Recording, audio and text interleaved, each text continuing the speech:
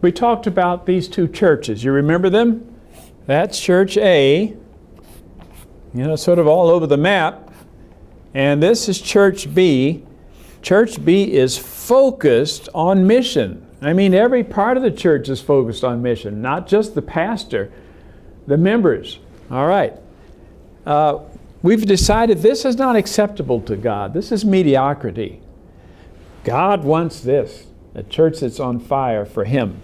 Now the big question is this: how do we go from here to here? We can't do it by just wishful thinking. Okay, good intentions won't do it. It takes strategic and spirit-filled. Okay, both of those, strategic and spirit-filled determination to become this Church B. Now, when we talk about strategy, we're talking about the idea of, I'm going to put another word here, habits. You see, Church B has certain habits. And any organization wanting to be Church B has got to have certain habits. It's important. They're very succinct, specific habits that go into the making of Church B. And if you look at Exhibit 1, you'll see a list of those habits. One habit is taking an inventory to see where you are, to make sure that you're functioning at a high level. The second habit is commitment. The third habit is a good climate for your church where people work together well. Fourth habit is leadership development. Fifth habit is establishing a mission, putting a strategy in writing. Habit 7, departments working together. Habit 8, making the mission happen through evangelism. Habit 9, a dashboard for measuring progress. And habit 10, becoming that kind of model that God would have us to be. So, habit number 1 wants us to take an inventory, wants you to take an inventory as to where your church falls on this whole scale from A to B. If we use the scale from 1 to 10, where 1 means no habits and 10 means perfect habits, you'll probably not be in either case. You'll more than likely be somewhere in between. Most churches that do this find themselves somewhere around a 3 to 5, occasionally 6. Okay?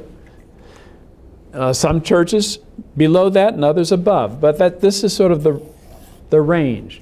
So what you need to do now with your church is to take an inventory. Where are you in terms of being a mission-driven church, being focused? On this exhibit are these habits, and there's the scale from 1 to 10.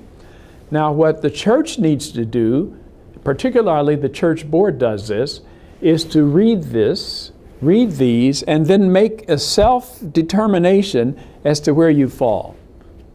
What happens many times is church boards will give this out individually, then groups will come together and say, well, we think we should be a 5, and they'll talk about it, or a 3, and they'll talk about it. They'll come to consensus as to what your church looks like. So this is something you do. It's nothing no one makes you do. It's your church's idea as to where it falls. I've never yet had a church to say, we're so far up the scale that we don't need any help. Almost always the church says, whoa, we've got some areas of real need here. So the church needs to decide, are we going to be satisfied with just the status quo, the same old, or are we going to do something to move toward a culture of mission-driven excellence? And we call it MdX for short, a culture of excellence as in Church B. Some churches that actually took the leap to do this became younger. By that I mean, one time the church had no young people in it. Then all of a sudden, here are children, here are youth, because the church started coming alive.